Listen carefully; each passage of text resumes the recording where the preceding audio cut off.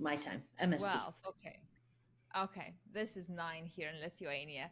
Hello, guys. Straight from the CEO World Record Studio here at the Baltic coast of Lithuanian Golden Sand Beach.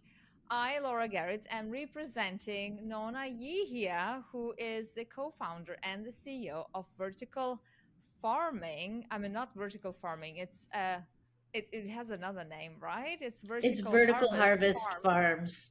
Yes, yeah. Yes. So, and I've been looking so much forward to represent you and the most audacious impact guys you are doing, because after reading how inclusive your workplace is and disruptive solutions, I thought there are so many things other CEOs and other teams can learn. So without further ado, let's start. Nona, could you share with Mm. us things we should know about you and the company you represent? Sure, yes. So I am CEO, as you said, and co-founder of Vertical Harvest Farms. And but I didn't set out quite to be a vertical farmer. What brought me there is that I am an architect by trade. And I've always felt that architecture at its best can be a powerful vehicle for change. And, I've kind of positioned my career in thinking about how the buildings and the systems that make up our cities can and should be designed to meet 21st century needs, right? And more importantly, they need to be designed to serve all members of society, of 21st century society, especially those on the margins, right? We need to, as a designer, as an architect, I've always felt that we need systems to be all inclusive, to be all encompassing, to have infrastructure do exactly what it was promised to do, which is connect people and support people. So that is what led me to looking at how we can redefine this food system. At Vertical Harvest, we think that food is going to be the defining issue of the 21st century. And how can we participate to look at the local food system and bolster the local food system to solve more problems than just growing food? And that's how I became an indoor and specifically a vertical farmer. And it's just been an incredible journey in the last 10 years. Oh wow, that's so amazing. I can totally see that that the architect eyes and the ways guys you see the world is through systems lens.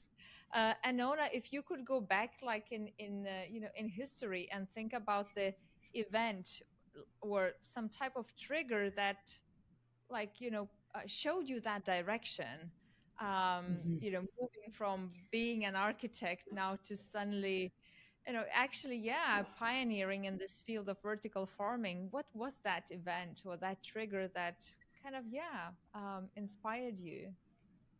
Well, I think, Laura, at their essence, architects are problem solvers, right? And I have always been one to love the different contexts that I have been fortunate enough to live in, right? So I lived in New York City and now I live in Jackson Hole, Wyoming. Two incredibly different places, but both of them are not on their own sustainable communities, right? And we know that Mm. sustainable communities are successful ones. So, for example, both communities import over 99% of the food that they eat, right? So, without that system, these communities don't exist. And the way that we've established food in the last 100 years is we've centralized our food systems, right? And so we've seen just even, 2 years ago how that has shown us that our food system is not resilient or stable. And that context of thinking and my kind of love for community that it's always been rooted that way as in my role as an architect. I think what sends us into new places is that, this understanding that necessity is the mother of invention. And Mm. in 2008, 2009, I'm sure that now where we are, we can all kind of remember globally where we were then, and it was a recession. There wasn't much work for architects. The building cycle had really taken a a turn in the wrong direction. And so, I was really a couple big projects that I was working on internationally actually just stopped and never started again. And so I was confronted with the idea of how am I going to reinvent myself to continue the trajectory that why I had gotten involved in architecture in the first place. And so I've always loved food. Food is a joy of mine, and like I said, my love for community started. I started talking to people, and um, really started to make connections with community members here who were just as passionate about the community and wanted to think outside the box to think about how we could, as individuals, as professionals, contribute to the sustainability of it. And it just kept on coming back to food. Um, Mm. so we started increasing these conversations, and the town here had, in Jackson Hole, if you've ever been here, it is No.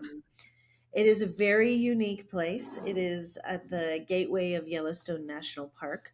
It's a the community is only 20,000 people, but in the summertime, the population rises to 3 million visitors. Right, so it's Mm. a really interesting place to exist. But public or private land is really hard to find because of the presence of the national park here. And so Okay. finding a place where we could grow food, we have a 4 month growing season here, 8 months of winter. So very short growing season. But where we could bolster the local food economy at scale was a challenge. We worked with the town and we found a small piece of land that they owned that was only a tenth of an acre. And so the town said, well, maybe you can put a plastic hoop house here and, employ a few people here. And for us, that's where the real innovation started because it wasn't sufficient, right? We couldn't No. grow enough food in that area or create employment opportunities in the way we envisioned in that area. And that's when we became vertical farmers. And so, again, that necessity is the mother of invention. And that's where the journey really started. And I think, Laura, what was really critical for us for the beginning, from the beginning, is we said, and as an architect, if we are going to use food as a tool for good, for sustainability, what other problems can we solve? Mm. Climate resilience isn't just an environmental issue. It is a social justice issue. It is a public health issue. It is an economic resiliency issue. So, could we design a company that addressed all four? And that is really, we have been very, very dedicated to that holistic way of thinking from the outset. And I think, you know, vertical farming, indoor farming is the fastest growing industry in agriculture. And that has set us apart from some of our colleagues who have, really indexed in the environmental aspect, the environmental Mhm. solution, the water efficiency, the land efficiency. And that's great. We admire that greatly. And we're invested in that as well. But that's only a quarter of the problem that we're trying to solve. So that has been really exciting to work with municipalities as we've been able to scale and replicate what we started here in Wyoming to address not only, how do we grow food, but what does it look like to create meaningful jobs for communities? And how do we create a food system that is available, accessible, and affordable? I love the story, and most of that what I just simply see, that year of 2009, and see how these two projects are ending, and suddenly there is this pause and silence, most likely, which brought you back to the purest essence of who you were always, right? And just look how beautifully like everything turned out. It's just amazing. I can feel your energy, and it's just so anchored to that impact your guys carrying out and weaving. And first of all, seeing all these aspects and interconnections, and then ability to weave them in a way that is aligned and not conflicting in between, because it can be many still conflicts, right? So it's just it takes a profound, like, yeah, a profound amount of hours to really intentionally think and design. And I know that. Amazing Yeah, story. thank Yeah, you. so Yeah, going that's back it does. You have to be passionate, right? You have to be passionate because it is not for the yeah, faint of it's heart.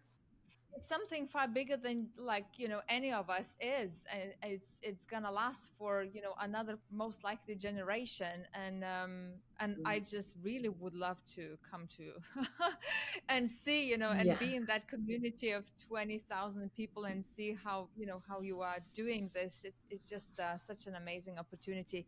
Now, going back to the world record question, Nana, that is, how is the world then better off because vertical harvest farms are in it? Well, that's an easy one for me. And I'm really excited to answer it. I think that at Vertical Harvest, what we've done is we're reconnecting farms to the city center, right? And if we are able to do that, when we are able to do that, we're also creating a new generation of farmers, right? And asking the question of who are going to take these jobs, right? And I think that this leads to our inclusive employment model. Food has always been the most important connector in our lives. It's what we do 3 times a day, hopefully, right? If you're lucky enough, and it's what is really pivotal to our own human rights and our health and well-being. And so we've lost that connection to where food it comes from. And so this is the opportunity for farms to be able to reestablish that. And I have a brother with disabilities. I have always, since I was very young, been an advocate, before I even understood what the word meant, because I saw that very clearly that he had a lot of real gifts and real abilities to be able to give to the world, but the systems that make up our world weren't ready to receive them. So, if we have this new innovation, this new tool, this new technology, how do we democratize that technology and make it so that it's inclusive for people who want to work, who want to find meaningful careers? That's what gives us all meaning in our lives. And how do we position this new prototype, this new piece of infrastructure, this new technology for people who want to participate in it? And I hope that we are able to really turn the perception of what disability means on its head through the way that we do business. And I think it's not only focused on people with disabilities. That's just what happens to be the second largest minority in the United States, one that we could all become a part of at any time. And so across the nation, there's an 88% unemployment rate for people with disabilities, but really tailoring each farm to employ people in the communities that are looking for work but have barriers to entry. And so we've developed what we call the Grow Well model, that again looks at a person holistically and says, what does this person need personally, professionally, and in terms of the community, to support independence and growth?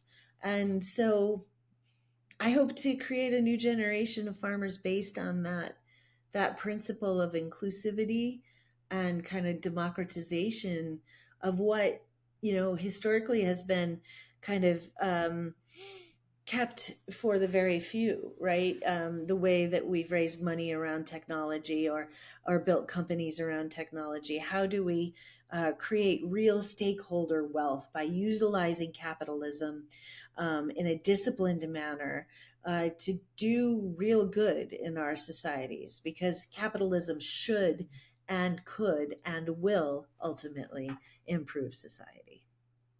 Hmm, this is epic. That's the only word I can come up with. I Amazing. appreciate that. It's just amazing because my son's dad, he's a farmer. I mean, they are not they are within within like milk farming and yeah, having cows and yeah, growing some things as well. So I know how tough it is for young generation to step in and take over. But what the part which I loved a lot, it is when I read everything what you do, guys. It is about that. Kind of redefining and getting away with the fear of hiring people with disabilities. Because when I read that, I kind of led it through myself and thought how I would, how, like, what's my relationship with that? And I never even thought about that, Nana. So I'm just like really honest. And I thought, gosh, why I haven't? And this is just so amazing that you are doing that in such a profound and holistic way. But what I want to tap into, it is, I believe for you, it was, I wouldn't say it easier, but you have like you have the understanding how Hmm. this people, like how they are, how they can be, you, because of your brother's story. But what about, let's say, other leaders who never had in their closest family someone disabled, and they would wanna, listening to your story and how you do these things so profoundly, they would wanna, try. What are the fears maybe we have to, I don't even know if that's fears, maybe some limited beliefs we have to leave behind, and what we should like prepare ourselves for onboarding these amazing people who are, I'm sure, like really intelligent and smart. There are so many ways that I could answer that question, but I think I want to start with what I hope business leaders understand from our example is that employing people through a lens of diversity, right? Because we're all neurodiverse, right? We like to say is we all um, have different abilities, right? If you've ever been at a meeting where nothing gets done, you probably have a homogenous mindset, right? Diversity actually enhances innovation and productivity. So, embracing diversity and embracing people with disabilities is actually really good for the bottom line. That is something that I think that businesses across the globe right now are experiencing. Retention, employee retention, it is very expensive to to keep employees on board and to keep them happy. I think that once you open up opportunity for people who have not had opportunity in the past, they become very loyal employees, right? And if you invest in understanding what makes them tick, what are their abilities, focusing on matching the job to the individual and the individual to the job, then you have somebody who's really flourishing in their job. You're not trying to fit a square peg into a round hole. And so it creates a culture of empowerment. So whether you identify with disabilities or people without disabilities, they're seeing perceptions being changed, right? They're seeing, I think these days in the world we live in, we can cultivate hope through action. So young people, older people, they see that there's a real connection to the work that they're doing and the lives they want to lead, right? That they want to be helpful, they want to contribute to society, they want to contribute to community. And that goes across the board. So this is good business. I think number one. Number two, the only way that we're going to understand more about each other, and let's just take for example, people with disabilities, is through experience, right? That's what I think some of the things that have excited me about this new, era of AI is, how people from China and the United States can talk to each other fluidly, right? So all of a sudden we have experience together and we're breaking down barriers that are presented through language with these language models where we are able to do that. Experience is the entryway to understanding and connection. And so yeah, it makes sense that you're like, well, I haven't ever had experience, so I would have never thought about that. But the hope of vertical harvest is that, and that has happened here in our community, and we're building a farm in Maine right now that is 15 times the size of the farm that we have here, with the same Wow. focus on people with disabilities. That by creating a new generation of farmers, and that we're creating this connection for people like yourself, and that experience that is so critical to understanding and real um, empowerment all across the board. Amazing. Wow. This is really, really amazing. I will invite, actually, I'll make a post on LinkedIn and invite any leaders with disabilities to participate, because you encourage me as well to connect and to experience that. And it's just in itself, it's so growing and so progressing. And I've got a couple more questions. Do you find that you have, maybe, Nana, some like different type of beliefs? I believe so that you do. That that are not, maybe, well met in a traditional or classical top-down management style, where growth at any cost is needed. Um, yeah, what would those beliefs be, the ones like helping you to, yeah, to do the things the way you do? My God, this is just so profound.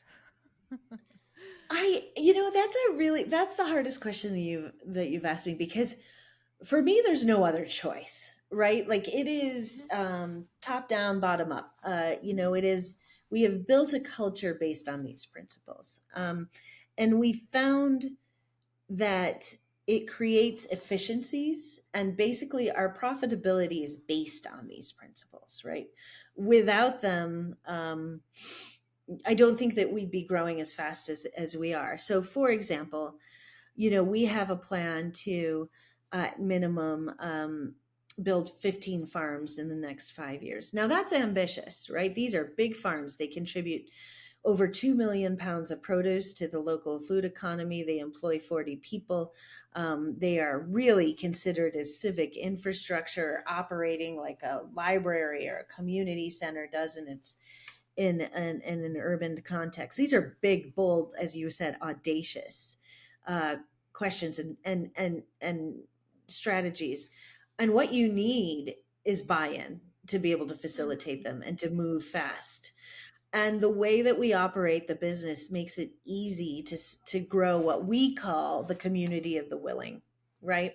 So we've been able to find efficient ways to raise capital, efficient ways to find sites in with municipalities. We don't only sell to retail; we sell to our anchor institutions, our hospitals, our school systems, nursing homes, our restaurants, and everybody wants to be a part of um, the effort because of who we are and the principles that we are very authentic to, driving within our business. And it's all rooted in profitability. We can't have the impact or the sustainability that we want to see in the No. world unless we're making money. And in fact, when we started, we live in a very affluent community, and people are like, well, just make it a 501c3, make it a charity.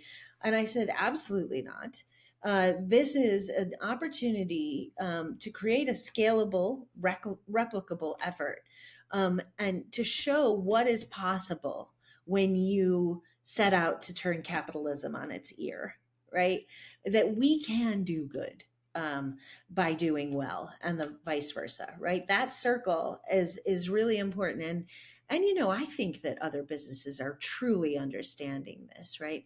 By opening up, finding efficient engines for growth is the only way that we're going to create sustainability within our businesses. And we've seen a lot of very, what people call unicorns fail because they did lose sight of what why they started. I think everybody starts with good intentions, but we have to be efficient, we have to be disciplined, and we have to keep our eye on our mission, vision, and values. And I think that is good business. That's the definition of good business.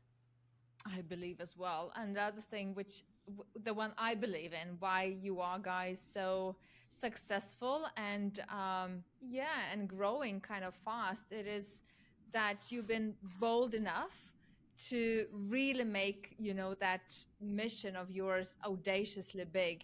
Because when it's something audaciously big, it is easier to connect the right people who are connecting because of that mission or impact rather than, you know, something less. But going back to the question, Nana, about the beliefs, what do you think, what type of like belief system helps you to be, you know, open and like connect all these dots together and all the players of that ecosystem? Because the starting point is crucial, as you said, right? The buy-in. And it's just a certain, like, you know, we got so little time for that. uh like, I know it's maybe a tough question to to dig into, but No, yeah. it's funny. I think I have been thinking about that. I read, I don't know if you're familiar with Adam Grant, but he's an author and he has a podcast, and he's thought a lot about, the way that we build teams. And he said something that was very interesting to me. It's speak like you're right, but listen like you're wrong. And I think that um, this Love that. is, yeah, I do too. And I think that that allows you to question your assumptions, right? And um, obviously be driven by what motivates you and what motivates your team, but to always be listening, like, where are we falling short? And I think that, I don't know if that's inherent in female leadership. I am not, I don't know. And that's why your question is hard, but it is very inherent into the business that we're building. And I think that my team does that very well, because what we're doing is trying to replicate a grassroots effort, right? And say, this is community, the community is the customer. So the only way we can start is by listening and saying, what does the community need? And then I think it goes back to me being an architect and not being scared of, yes, we have to have standardization, we have to have efficiency, but not being scared of this idea of customization, right? And Hmm. how are we going to tweak or iterate on what we've done in the past to make it successful for this place, this time, and this context, these stakeholders? And I think that that willingness to ask the right questions, to listen to the answers, and then to make changes to our strategy according to that, um, gives us the opportunity to do something quite unique. Hmm. Music to my ears. And the last question, Nana, how do you see the world? I don't know, maybe in 100 years from now. Hmm.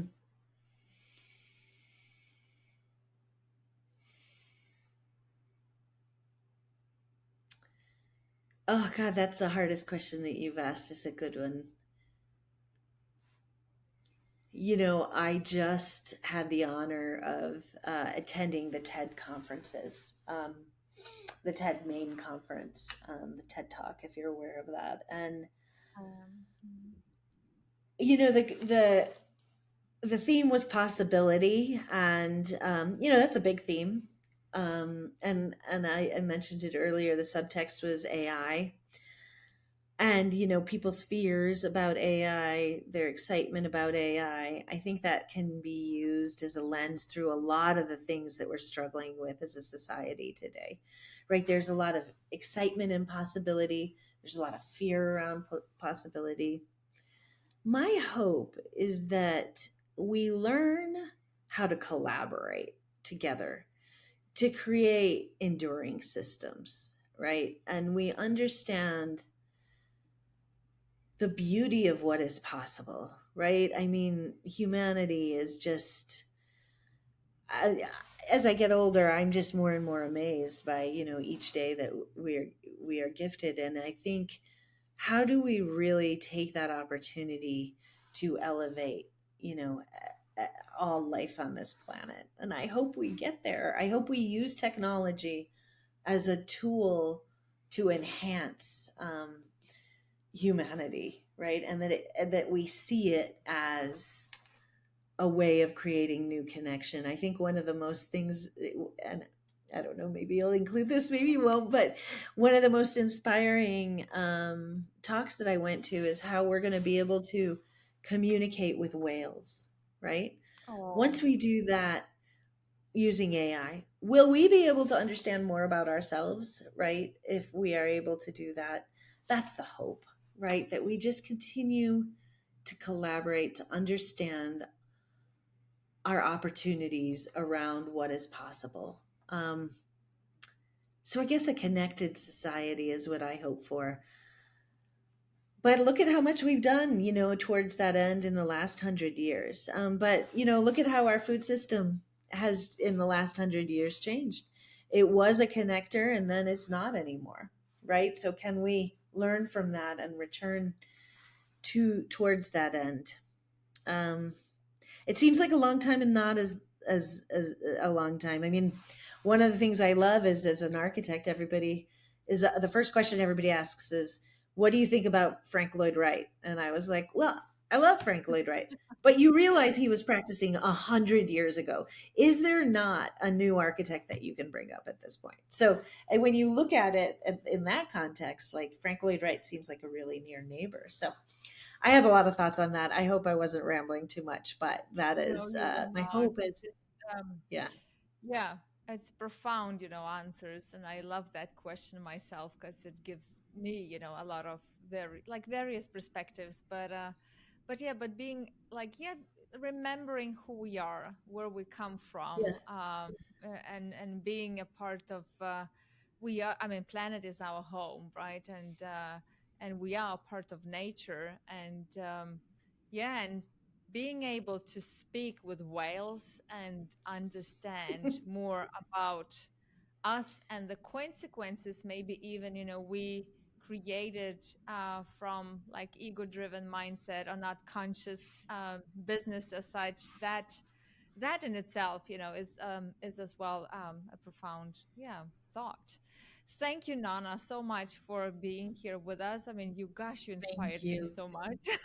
Oh, and your Yeah, you do. questions And inspired me. Thank you. uh, amazing, amazing. And I'll be bringing our conversation all over the globe, and I'm just sure that everyone who's gonna listen will literally, be amplified instantly, and will go and connect with you, and yeah, and make our world a better place. Thank you so much.